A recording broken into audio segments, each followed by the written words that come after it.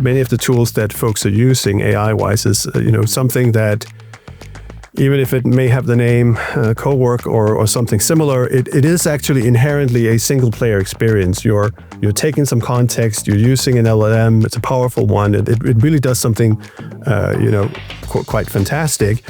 But what it sprays out is an artifact on your file system or in your browser that you can then take and then do something with. So it is inherently a fully single-player experience, the way that those products are being used. And they're obviously so powerful that people are drawn to them, and these artifacts they come running with. But we all know that, and some of us spent decades trying to get away from the file system into the cloud, and now we're suddenly back here by way of these tools. And we at Pitch simply don't believe that that's how things should end up, and we think it's a footnote in history that we're sort of back in the file system. And so the way we think about using an agent.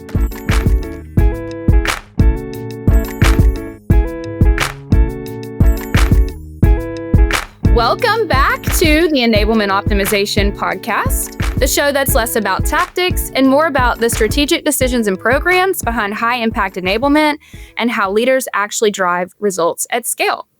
Chris and I are back today with Ulrik Bo Larsen. And as most tenured go-to-market leaders, Ulrik has strong opinions around the state of AI as it relates to enablement. We'll talk about how he built a world-class GTM organization under the rise of the traditional SaaS model, and how he sees the enablement function and go-to-market in general shifting with the rise of AI, and more importantly, what you can do to get ahead of it. So Ulrik is an entrepreneur at heart, with more than 2 decades in journey in startups and scale-up. Most notably, he founded and run the B2B SaaS Falcon.ai from 2010 to 2019, eventually exiting the business to Sishon, the then US-listed PR software giant. From there, he went on to do several follow-up acquisitions under the Sishon umbrella and ended up combining Falcon and Bandwidth in a mid-2021 and led the integration as the CEO of a combined business, accelerating growth by harnessing a combined sales and marketing team of 400 people. These days, things haven't got any quieter. He's now part of the leadership team at Pitch, where he serves as the president and exec chair. Pitch is an AI presentation scale-up originating from Europe, but with most of their customers in North America. And they are laser focused on helping go-to-market teams get the most out of their time while staying on brand and the messages they create thousands of presentations. All right, Ulrik, let's jump in. So as everybody knows, the GTM landscape as well as the state of enablement has changed a lot. But in order to anchor in where we are today, I'd love to go back and start with your success building the GTM engine at Falcon. With all the different specialized teams, getting that to 400 plus employees. Tell us what that looked like, but more importantly, where you saw the role of enablement then. Yeah, I would sort of portray the Falcon IO journey and how we thought about go-to-market then. By the way, we didn't call it go-to-market. That was sales and marketing or commercial teams, as it were back then. And I think the way we thought about that was it was really sort of the as I say, the OG way of building it. And this was from 2010 up till 19. And back then, there weren't a lot of, frankly, the playbooks were not as well written and as widely distributed as they are today. When we started building up the sort of a full stack B2B SaaS engine back then, one of the clues that we did have was that sort of the ACV size that you were dealing with, so your sort of typical contract should probably, determine what your DTM team should look like. If you had an ACV of 20K, it kind of set the bar for what you could afford.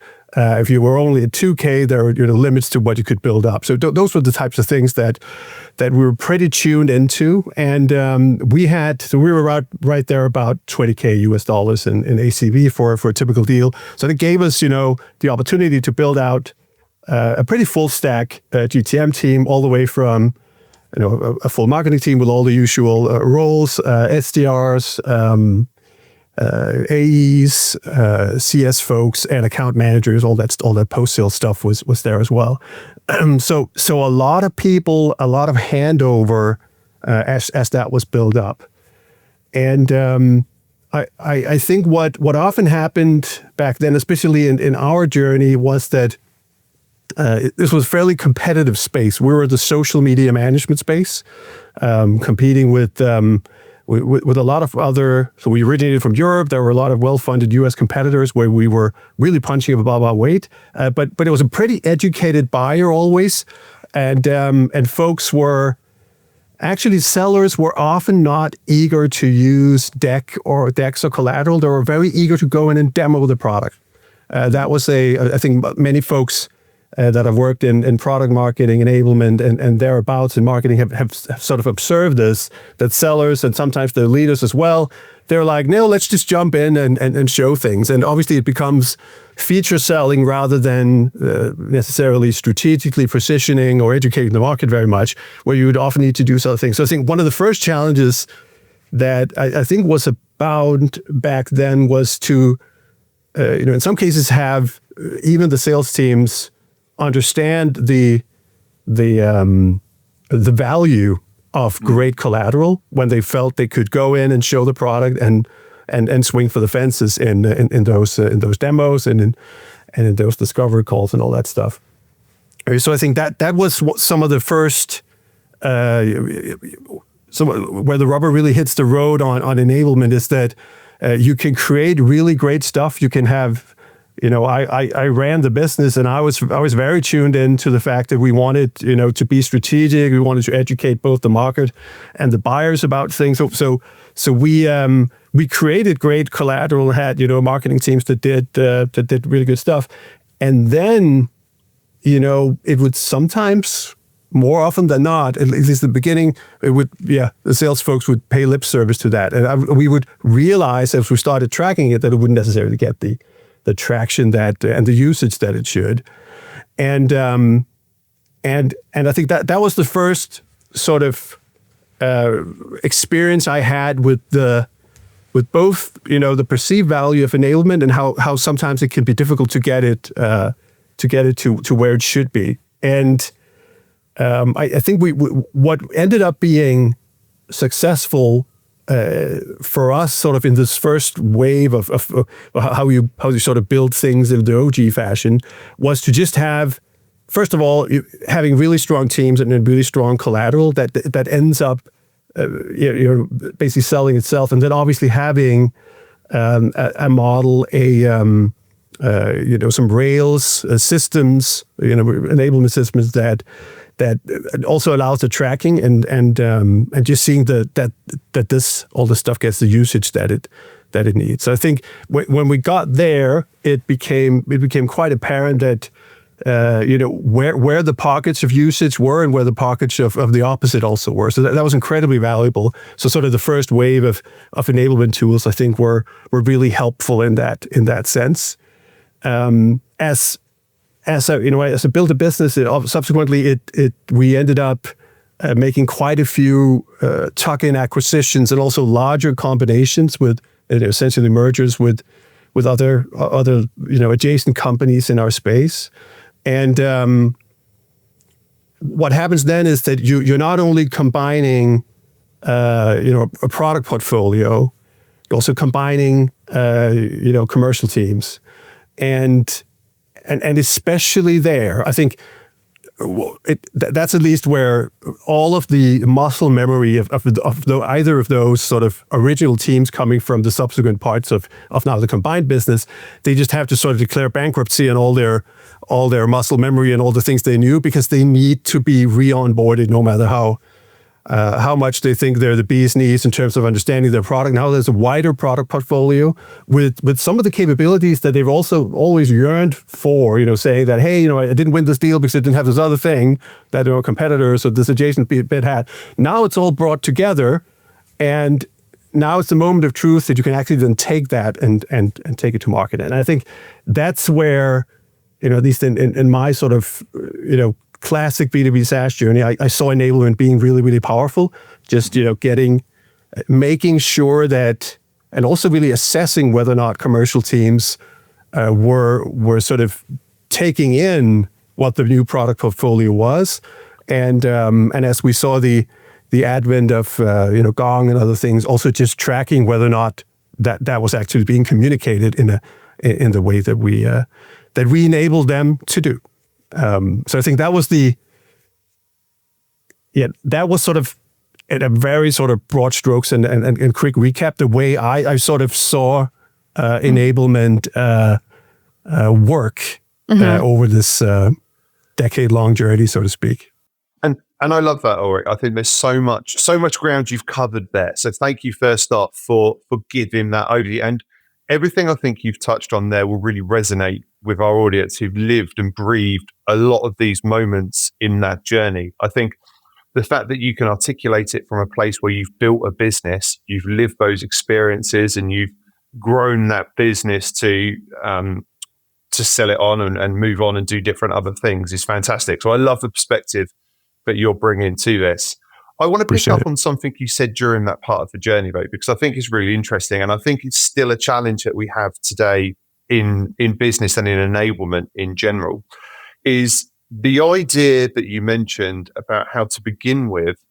A lot of what your sellers were doing was focusing on feature selling versus actually selling the value to the business or to the organization or to the customer that they're trying to sell to. And I think if we think about some of the sellers that we have in our businesses today, those more tenured sellers who haven't necessarily moved with the evolution of selling and of being in front of customers and the knowledge that customers now have of a product before they even bring the seller in, the idea of selling feature and functionality is not going to get the business to where it needs to be. Right. When you were going back and looking at the sellers that were very feature heavy sellers, how did you have the vision to try and move them towards more of a value sell? Or was that something that in hindsight you wish you had done sooner? Yeah, certainly had the ambition and the vision that would make a difference because there were sort of where the market were and where where the competition were in terms of features and functionality. And then there were things that we were doing that were, our leg up, so to speak. But there were also ways that we, at least some of us in the GTM could talk about where the market was going. And that was immensely powerful when you added that to a conversation.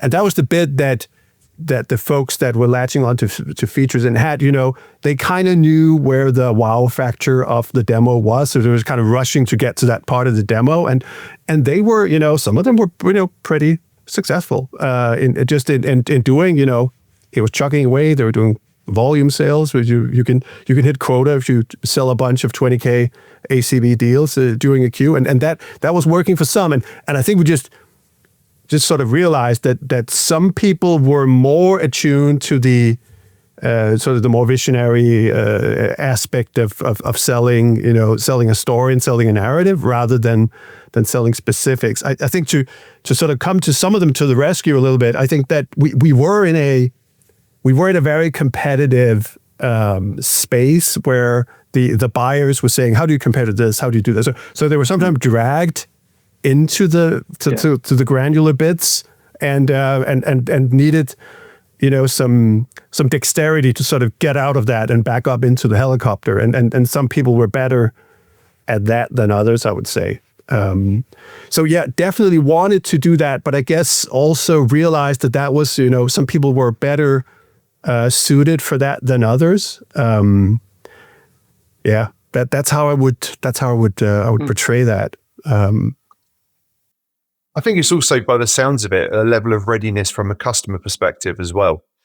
If a customer was at a point where they were just purely focused on the feature and functionality, the seller is naturally going to go to that space. But it's where I think the evolution of the customer has come a huge way in that time as well. Right. And usually you have a cohort of stakeholders there, right? Where some of the folks will be doing it, they're using it on a daily basis, this tool. It was a very sort of operational tool with strategy and all kinds. So a whole workflow tool that we sold. So a lot of people were very or for obvious reasons, caring a lot about the tool they were going to be spending most of their days in and how that worked in details and what of that. But there you had to go to that level to really show the qualities of that the product had. But as soon as then, a more strategic person, their sponsor, whatever, you had to obviously to get back up in the helicopter to tell a different type of story to that person.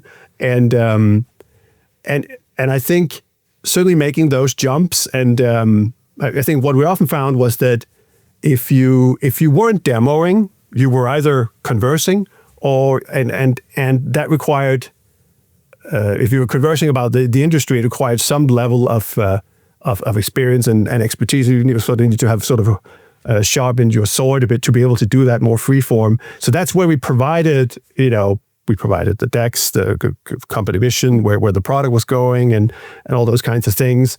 And I think especially there, we're very keen on having we saw enablement being really, really important in both rolling out updated collateral and making sure that it was used in the right way.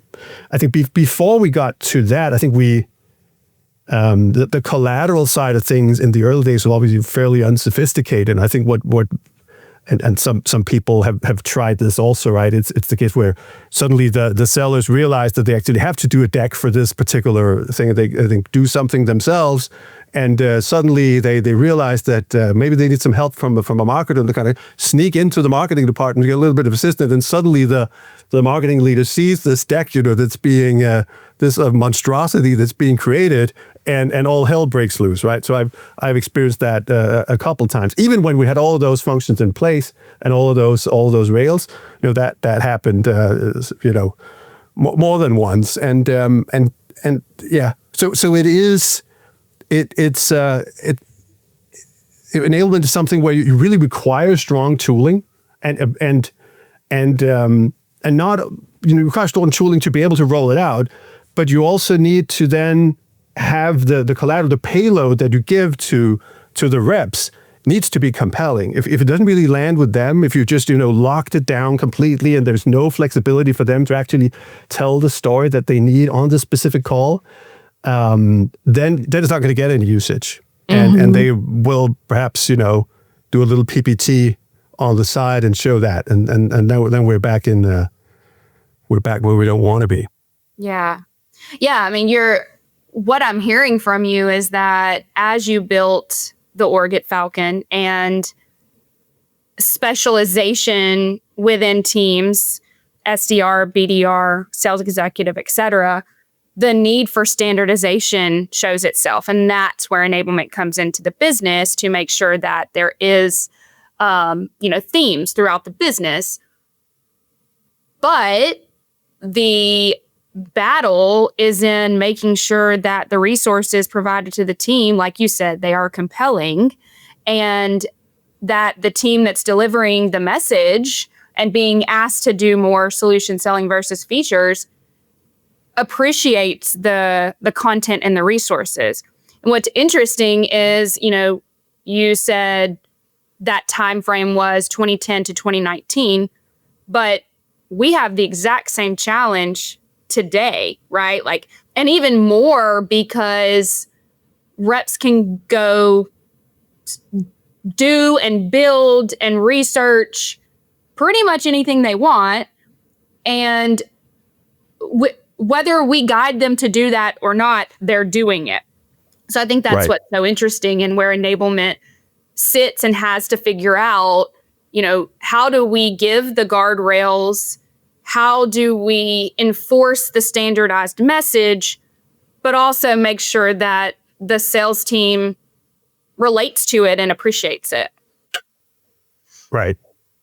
Yeah, I would say that, so the first wave of AI sort of arguably made many things around enablement a lot worse, or a lot more difficult. And so to your point, my example before, where a rep would open up PowerPoint and download perhaps some random template from the internet and try to sort of cobble something together to build a story. now they have real power tools at their disposal. Right, they'll go into Claude, and Claude will. That's what it does.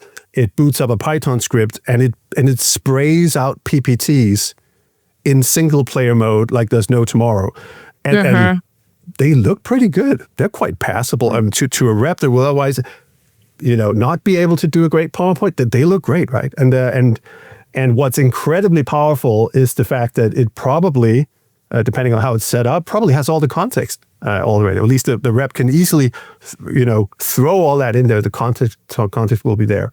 But I think my point is that's inherently single player mode. It's a file that's being created, and then that's being sent around who knows where, and that's at least the single player aspect of that, and the fact that it wears off brand the way that it does is not something that I and we at Pitch, where we're doing a lot of work in this space, don't believe is the future, but it is. I'm incredibly red-pilled on AI for business and knowledge workers and GTM teams especially, but we need to sort of point that supercharged laser sort of in the right direction and make sure that we align that power tool in a way that's helpful for everybody. And again, if you just lock down and say, no, you cannot use Claude for anything, you need to use these pre-made decks that comes from marketing. Yeah, then you've asked for shadow Claude usage and PPTs sneaking in sort of out of the woodwork everywhere. And just to clarify, I'm sure it's not just Claude as a tool that can do this stuff. There is a lot of tools. I know Claude is probably the most used one right now, but there's a lot of tools out there that can certainly do that. And it's interesting because I see a lot of organizations right now focusing on those AI literacy for sellers. So how are we encouraging our sellers to learn how to prompt correctly, to learn how to use the tools in the right way? Which I think, if I understand what you're saying, Ulrik, is that's great, but there's a part of there's sort of a piece of the puzzle that's missing, which is the messaging around ensuring the guardrails are in place, that the messaging stays consistent, that the decks are on brand, so that the content that's being put out there to the customer is consistent, because the impact of poor content and collateral, the value of a brand to a business is huge. The money that goes into investing in the way a brand is put out there to the market is enormous. Right. And I think what you're saying is that unless we are very careful in how we approach AI and how we empower sellers to be able to utilize the incredible functionality that's out there, really there's a massive potential risk of brand of impacting the brand as we go. There definitely is, and as you kind of look at the value of a business as AI has developed and impacted, the world of technology. I think if we would at least agree that it seems like the marginal cost of creating software is going down, all the way down, perhaps to zero at some point. But it's really, really becoming cheap to build things, and then you start to think about what is a business? What's a technology business? If you're a software business, for instance, well, I think the asymmetry of the value of the brand really becomes. The brand becomes far more important than whether or not you have more engineers that can build more features than your competitor. I think the brand, the narrative, who you are, all that, starts to matter sort of a lot more on a pro rata basis based on what your business is, the makeup of the business is, what the value of the business is, and that's not really been properly solved for in sort of the more widely distributed tools, and certainly by the sort of frontier model companies like Anthropic and OpenAI and others. I think what ultimately needs to happen there is that first of all, some of these things that we're seeing now are really individuals doing something in isolation, and even I'm going to mention another Anthropic product that's also quite popular out there, and it's Claude Cowork. Cowork sounds like we're working together and doing something. We're not. It's also inherently single player. You're co-working with in the single stream with the LLM, and it's a very thin layer on top of Claude Code, really, to sort of make it more passable for people that aren't developers. But it's pretty much the same piece of functionality. And I think where we'll ultimately end up is a place where there's a shared context for the business, where the LLM and all of us have some, an agreed upon idea of who we are. That was typically the vision deck or the about us deck, the company presentation in sort of sales enablement parlance. Now that's also, it could be markdown files and other types of collateral that describes this. So it's available for the LLM and for the as context for everybody in the team. And then as you go in and do sort of specific, more bespoke decks, let's say you're doing a QBR as a CSM, and you have your branded template, you have a pretty strict format for your QBRs, but it's so easy to get both stuff from your product usage database. You could get the specific account data from your CRM, and then whatever's happened recently on the product side is also automatically being filled into the deck because somebody has, and I think you could say this is broader than enablement, but it could very well end up in enablement, making sure that the context that relates to who we are, how we talk about ourselves, and how that's being verbalized and sort of distributed into reps, I think is it's a new sort of surface area for enablement to be able to, if it ends up being markdown files or it ends up being another way to textually describe and update the business and the GTM team on what we're doing and what happened recently and what's relevant to tell the next touch with this customer, this account, is something that we're thinking a lot about.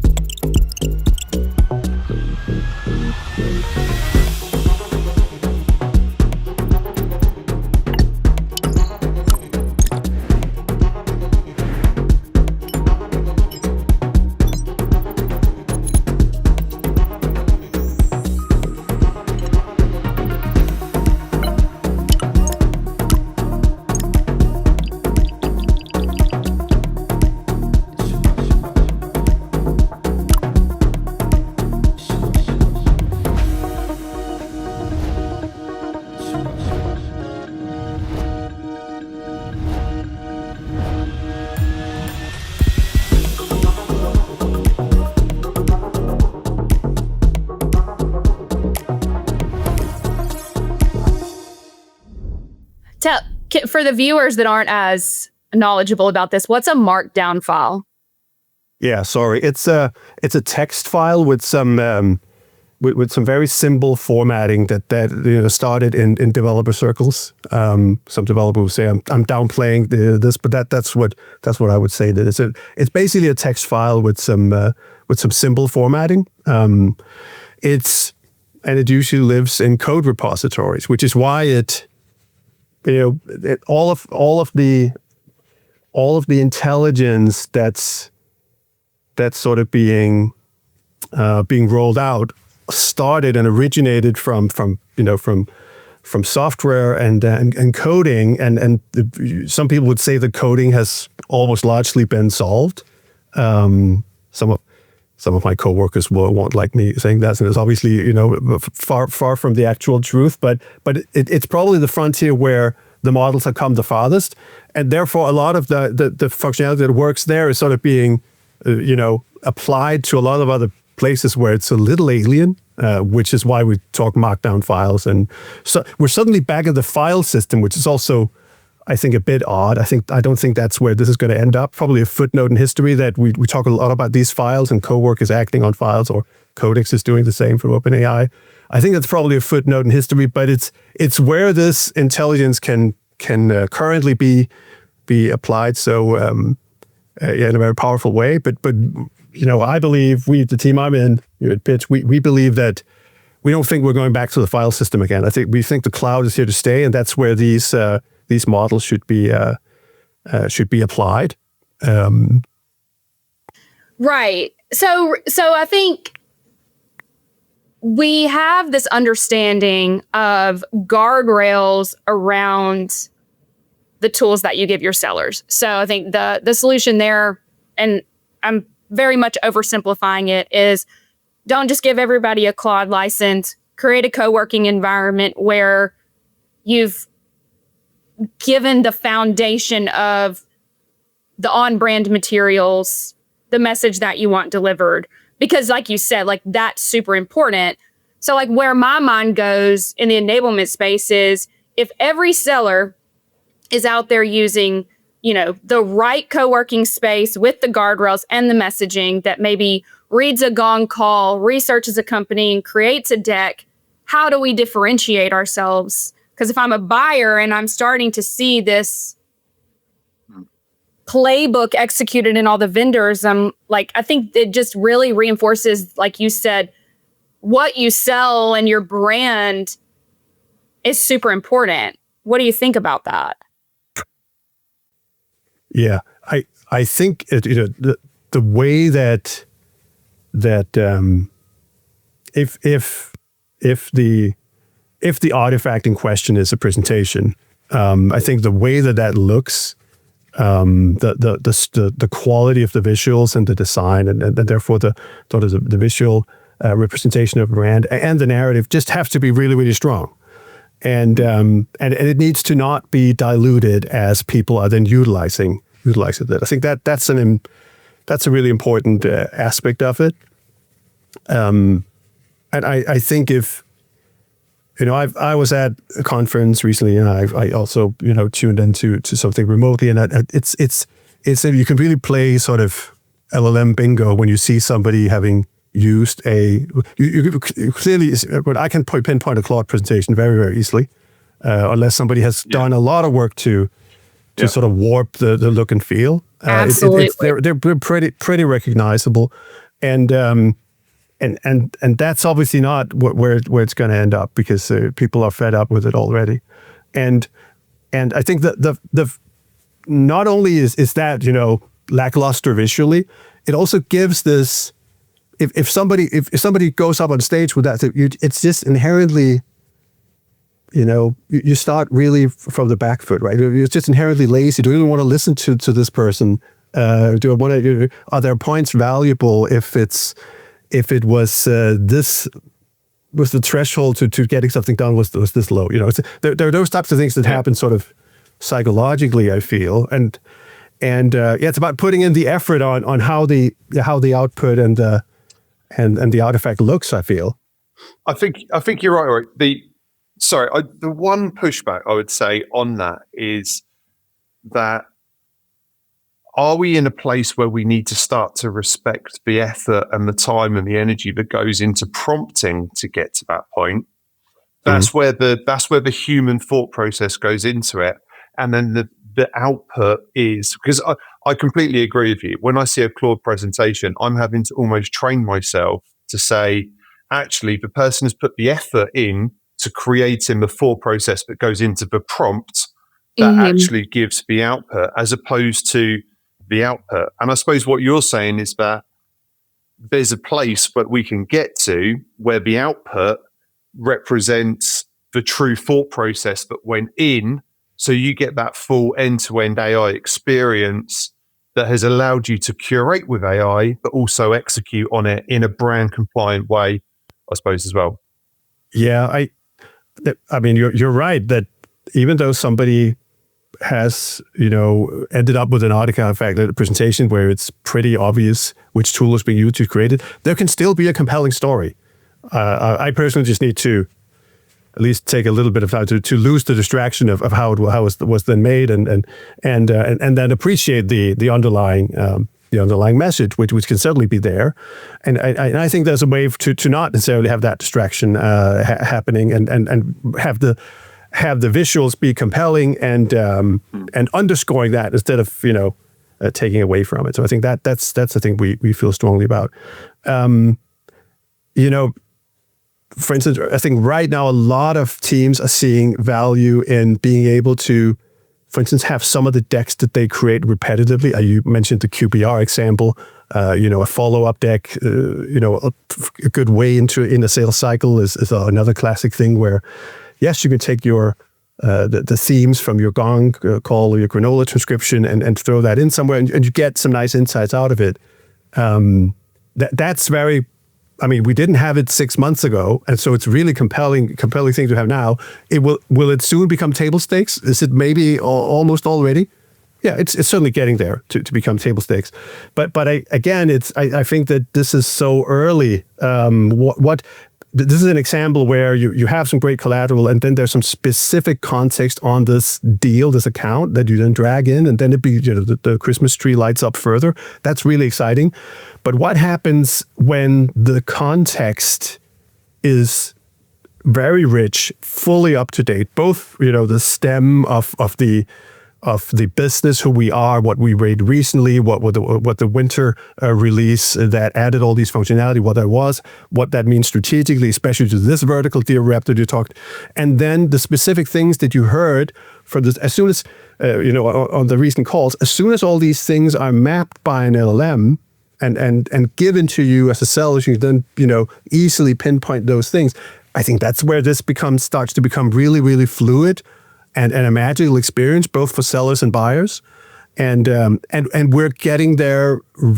Some organizations have built something really sophisticated that gets them there. It's a bit haphazard, and it's a lot of work for people internally to get to that. I think we're getting there with tools out of the box that helps folks do that, and that's exciting. I think it takes the selling and the buying back to relationships and the humans get to do what they're good at instead of doing all the admin work and filling out blanks in decks and so forth. Yeah, that's what's standing out to me is, yes, Chris, I think the value of good prompting in like the back end work that we do in enablement. Like, for example, we're making some adjustments internally to how we do internal communications. And yes, like a deck that's a Claude output based on a really good prompt and lots of research internally is very valuable. But externally, as we work through our customer motions, how many variables do you need, and where does prompting matter with create me a QBR deck based on all the Gong conversations you have from this customer? I think in that world, that enablement's role is somewhat to architect the right flow, and the value and the seller, we get back to this. The seller skill is how they deliver the content, how they engage in a conversation, how they build the relationship. Yeah. So like we're going back to what made traditional salespeople door-to-door successful was the tenacity, the grit, the primary things that then we can get back to our roots of teaching those skills and coaching those skills.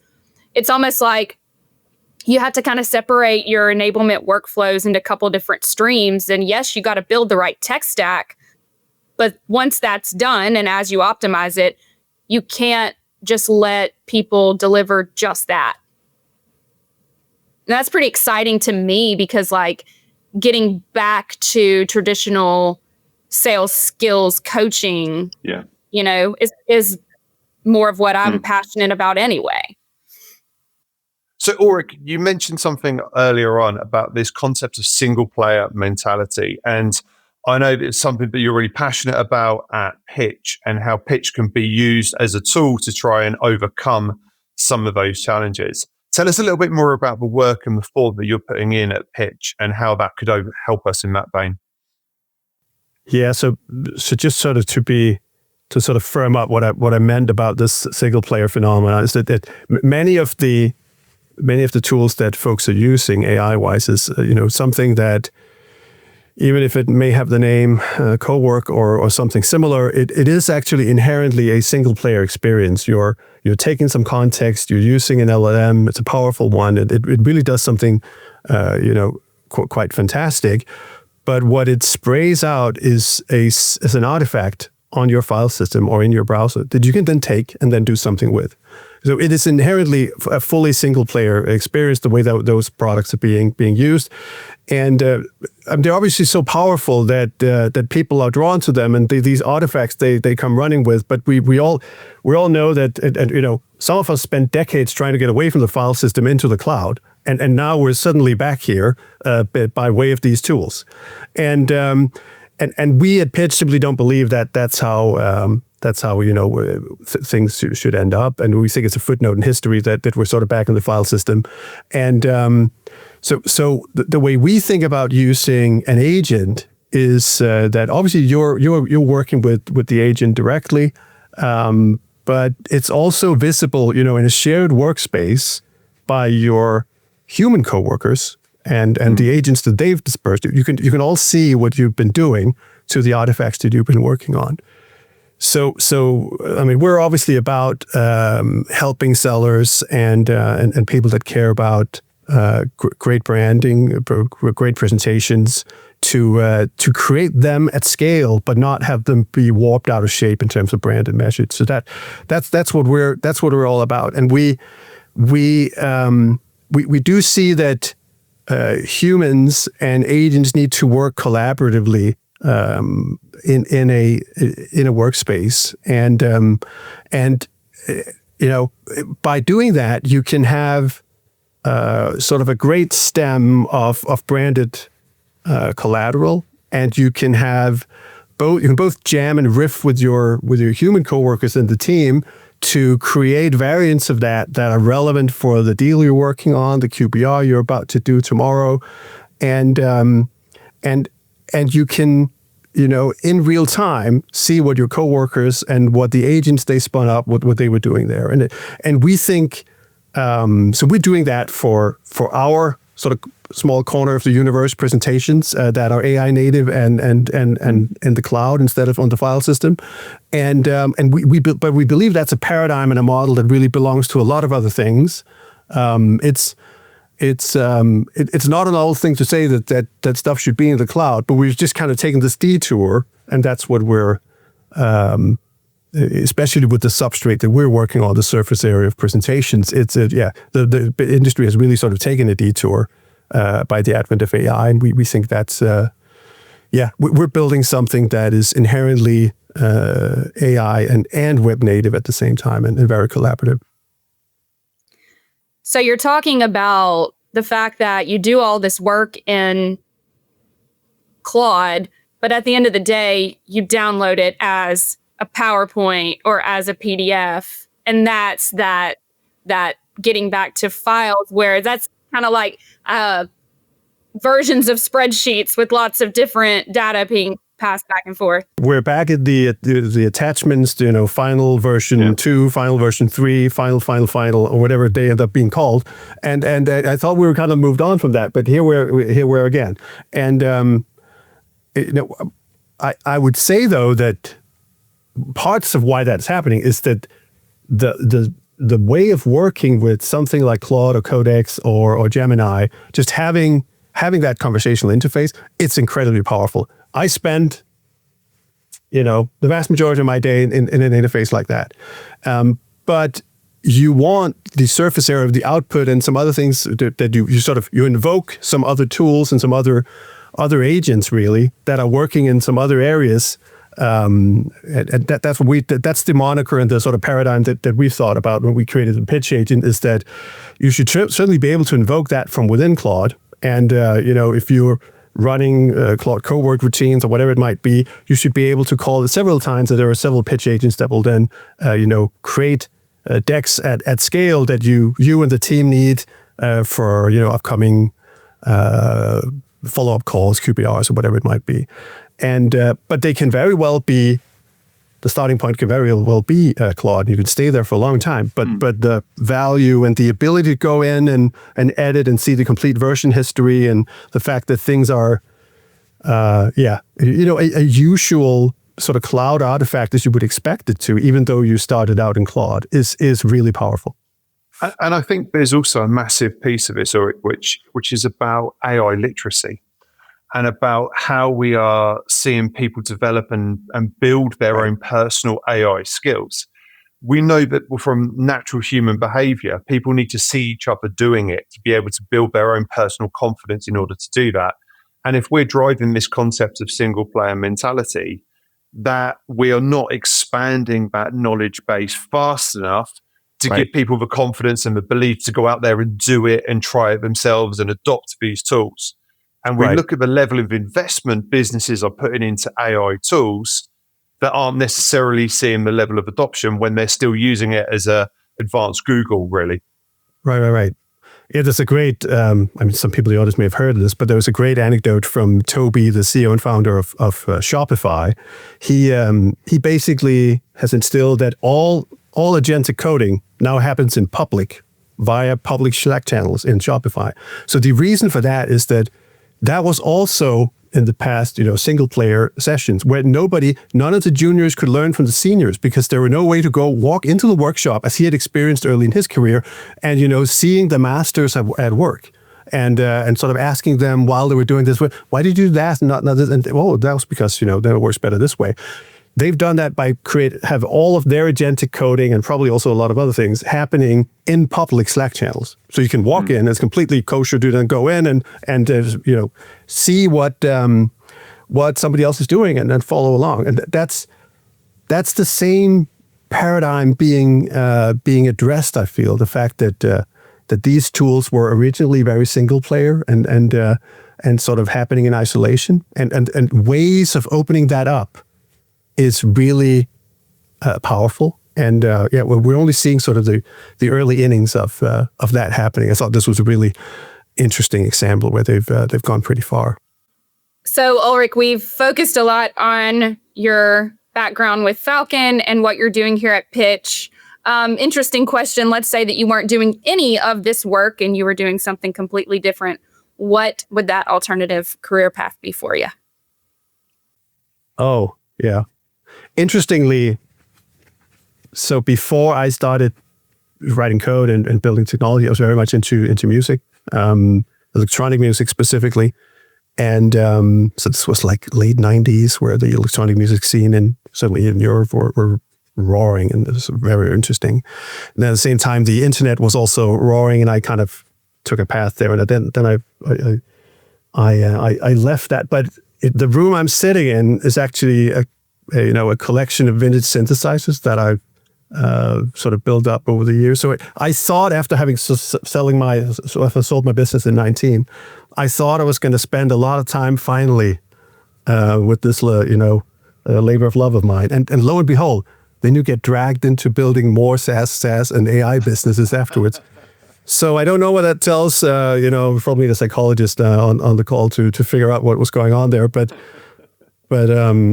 yeah, that's what I thought, that I was going to be spending more time. And I do occasionally, but with family, with two kids and a lovely wife. So there's not much time for that. And this room is usually, so this stuff is mostly decoration these days. But it's I like the vibe, and I really enjoy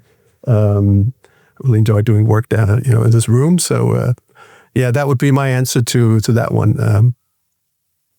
I love that, Ulrik. I love that. And maybe we should have some music starting off this podcast with a little bit of a bass going in as we get it started, just as an homage to what your future self could be looking after.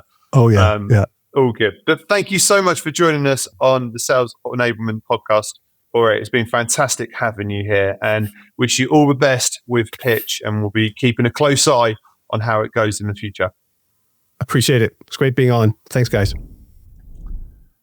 So, Leanne, I absolutely love that conversation with Ulrik today. And all I kept thinking about was my life as a seller, driving around my territory, my patch, the boot of my car, filled with all of the marketing approved collateral. And I would pop the boot, look at what I had in front of me, and pick and choose the collateral I wanted to for the meeting I was literally about to walk into. Yeah. But listening to Ulrik, the world is changing. It definitely is. And it's our job in the enablement space to facilitate a similar experience for the seller, that they've got options, but they're all on brand. They have the guardrails.